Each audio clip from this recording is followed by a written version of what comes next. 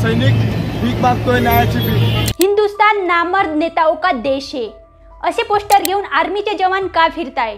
मित्रांनो, तुम्ही पण बीजेपीचे अंधभक्त असाल तर हा व्हिडिओ नक्की बघा। आज मुख्यमंत्री साहेब शपथ घ्यायचा आहे इथं मुंबईला आझाद मैदानावर, पण आम्ही सैनिक भीक मागतोय, न्यायाची भीक। प्रधानमंत्री साहेब येत आहे तरी सुद्धा ते बोलायला तयार नाही आणि पकडायला तयार आहे आम्हाला फक्त बस।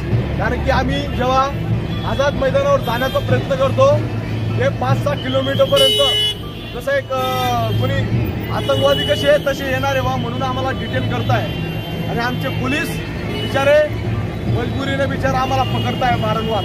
कारण की यांचे आदेश आहे की जेव्हा न्याय नाही मागायला पाहिजे, भीक नाही मागायला पाहिजे, म्हणून तिथं फक्त दिखावा करायचं यांचं नाटक चालू आहे। मी न्यायाची भीक मागतोय। हे बघा आमच्या देशामध्ये किती जवानांना घरी पाठवलं तर आकडा सांगा सर।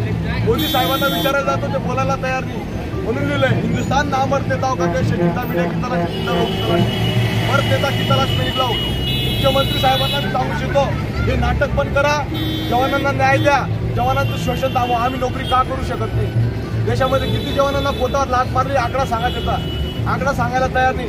मी जेव्हा यांना विचारायला जातो की आम्हाला पोलीस पकडताय, आम्ही जाऊ शकत नाही। अरे तुम्ही लोकशाही, तुम्ही नेता आहेत, तुम्ही सांगताय या आमच्याजवळ तुमची समस्या घेऊन आणि तुम्हीच लोकांना गुलाम बनवताय, तुम्हीच लोकांना भेटू देत नाहीये।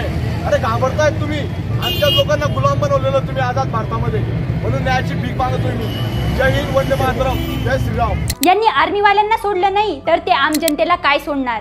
आता सगळ्या देशवासियांना एकत्र यायची वेळ आलीये। मित्रांनो, आपला देश स्वतंत्र झाला तेव्हा आपल्याकडे खायला अन्नधान्य सुद्धा नव्हतं। तेव्हा काँग्रेस आणि बाकीचे नेते पुढे आले आणि त्यांनी 5 इयर्स प्लॅन राबवलं।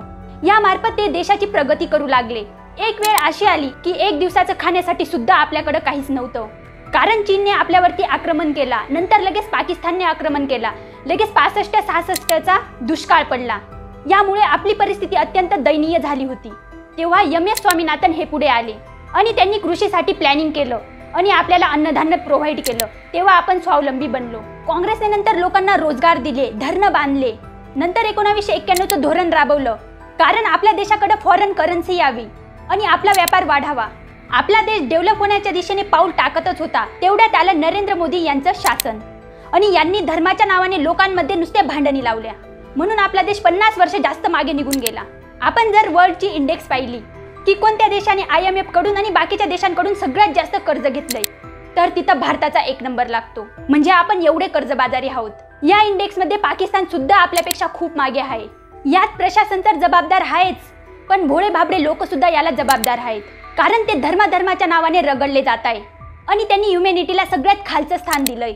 आपला देश फक्त आर्मीवाल्यांमुळे सुरक्षित आहे, पण यांनी आर्मीवाल्यांसोबत सुद्धा धोका केलाय, म्हणून त्यांना रस्त्यावरती उतरण्याची वेळ येऊन लागली। मित्रांनो, तुम्ही जर बीजेपीचे अंधभक्त असाल तर तुम्ही या गोष्टीला समर्थन कराल का? कमेंटमध्ये नक्की सांगा।